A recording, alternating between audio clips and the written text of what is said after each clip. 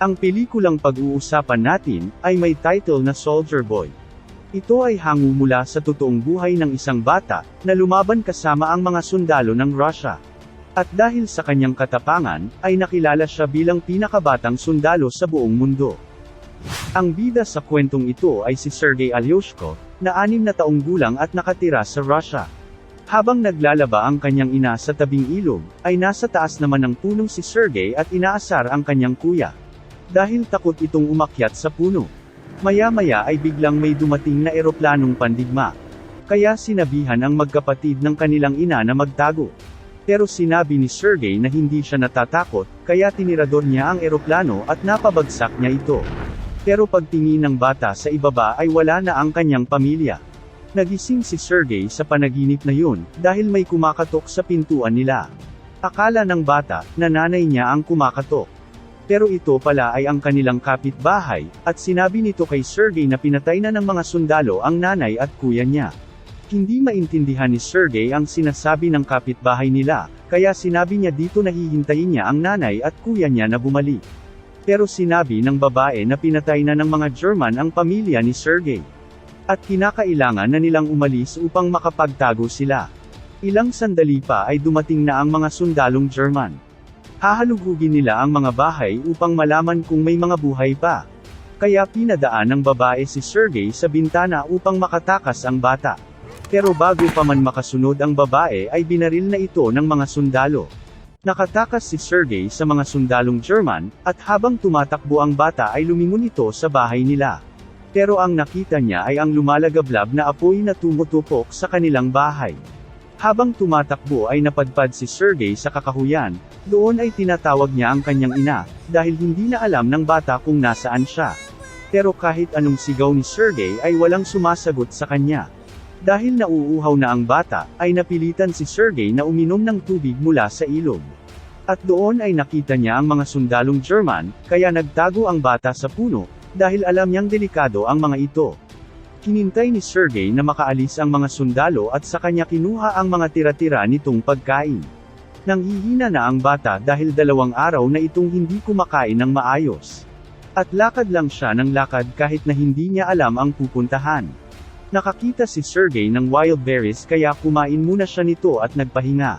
Bigla namang may sumabog sa likuran niya, kaya nahilo ang bata at tuluyang nawala ng malay. Natagpuan si Sergei ng mga sundalong Russian, kaya dinala nila ang bata sa kanilang kampo. Kinausap ni Commander Kuznetsov si Sergei at sinabing kakampi sila at hindi kalaban. Doon ay nagsimula ng magkwento ang bata, kung ano ang nangyari sa kanya at sa kanyang pamilya. Nagtawanan ang mga sundalo ng kamayan ni Sergei ang commander nila. Tila gumaan ang pakiramdam ng mga ito dahil sa presensya ng bata, kahit na nasa gitna sila ng digmaan. Pinakain nila si Sergei at binigyan ng inumin. Matapos noon ay pinasundo nila ito kay Katya na isang nurse, upang magamot ang mga sugat ng bata. Habang ginagamot ni Katya ang sugat ni Sergei, ay sinabi ng bata na guhitan nito ng tangke ang sugat niya. Dahil paglaki niya ay gusto niyang maging sundalo. Nagtawanan naman ang mga katabi niyang sugatan na sundalo, at kinakausap ang bata dahil natutuwa sila sa personalidad nito. Dinalaw naman ng commander si Sergei dahil natutuwa ito sa kanya. At pinakita ng bata sa commander ang ginuhit na tangke sa kanya at sinabing isa na siyang sundalo. Kinausap ni Katya ang commander na hayaan na lang na manatili si Sergei sa kampo. Pero sinabi ng commander na delikado ito para sa bata, kaya kinakailangan na itong dalhin sa bahay ampunan. Maraming dumadalaw kay Sergei na sundalo dahil napapasaya niya ang mga ito. Madalas naman hiramin ni Sergei ang binocular nila dahil natutuwa siya kapag nilalaro niya ito. Kinabukasan, ay sinugod na sila ng mga kalaban, at marami sa mga sundalong Russian ang nasaktan. Dumating naman ang sasakyan na maghahatid kay Sergei sa ampunan. Pero bago siya umalis ay kinausap muna siya ng commander, at binigyan ng baril na gawa sa kahoy. Biglang niyakap ni Sergei ang commander, at sinabing mag-iingat ito palagi. Dahil nag-aalala ang bata sa kanya.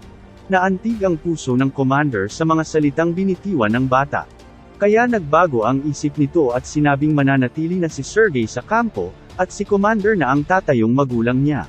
Masayang-masaya naman ang mga sundalo nang malaman nila na hindi na aalis si Sergei. Kaya ginawa na nila ang bata ng sarili nitong uniforme. Sinuot ni Sergey ang kanyang uniforme at nagtatakbo sa loob ng kampo. Nakangiti naman ang mga sundalo habang pinagmamasdan ang bata, at tinatawag nila itong Little Soldier Boy. Habang tumatakbo si Sergey ay muli na namang umatake ang mga German, at nagbagsak ng bomba mula sa ere. Agad nilang kinuha si Sergey at nilagay sa ligtas na lugar, upang hindi ito masaktan habang sila ay nakikipaglaban. Marami na naman ang sundalong nasaktan dahil sa pag-atake. At dahil gustong makatulong ni Sergey, ay naghatid siya ng tubig sa mga sundalong napinsala. Isang sundalo na nabulag ang mata ang nakisuyo kay Sergey na basahin ang sulat na mula sa kanyang pamilya. Hindi pa marunong magbasa ang bata, pero gusto niyang makatulong. Kaya kinuha niya ang sulat at nagkukunwaring binabasa. Sinabi ni Sergey, na ligtas naman ang mga alagang kambing ng sundalo.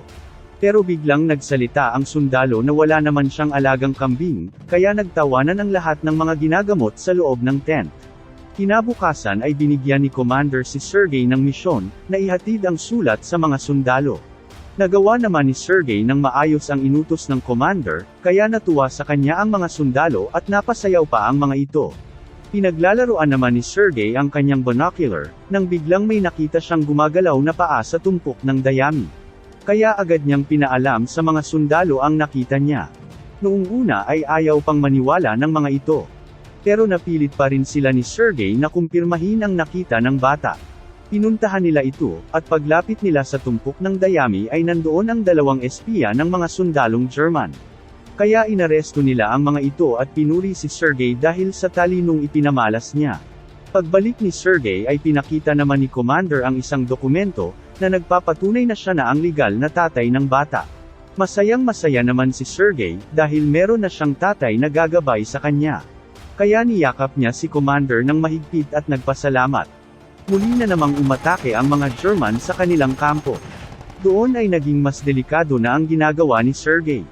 Dahil siya ang naghahatid ng mga bala sa mga sundalo, sa gitna ng bakbakan. Pinagsabihan si Sergey na bumalik na sa kanilang base dahil masyado ng delikado. Pagbalik ni Sergey sa base, ay nakita niya na nagpapanik sila Commander. Dahil naputol ang komunikasyon ng telepono at hindi sila makatawag sa kanilang koronel. Kaya inutusan ni Commander ang sundalo na ayusin ang linya, at sinundan naman ito ni Sergey. Tinamaan ng bala ang sundalo at nag-aagaw buhay na, kaya nilapitan ito ni Sergey at tinanong kung paano maayos ang linya. Matapang na pinagdikit ni Sergey ang naputol na linya at doon muling gumana ang telepono, kaya nakatawag sila ng backup. Dahil sa ginawa ni Sergey ay nailigtas niya ang buhay ng maraming sundalo. Dahil sa madalas na pag-atake sa kanila, ay kinakailangan na nilang lumipat ng kampo. At habang papunta sila sa kanilang lilipatan, ay mayroong nakatapak ng landmine kaya nasabugan sila. Nasawi sa pagsabog ang mga sundalong malapit kay Sergey, kaya naiyak na lang ang bata at yumakap kay Commander. Inalalayan nila ang mga sugatan, at nagpatuloy sila sa paglalakbay patungo sa bago nilang kampo. Pagdating sa bagong kampo, ay naruroon ang kanilang general. Nabalitaan nito ang katapangan na ginawa ni Sergey, kaya nagpasalamat ito sa bata. Pinarangalan ng general ang grupo nila Commander. At nang matanggap ni Sergey ang kanyang badge, ay ipinangako niya sa general na ipagtatanggol niya ang bansa nila. Kinagabihan ay inatake ang bago nilang kampo at may sumabog malapit kay Commander.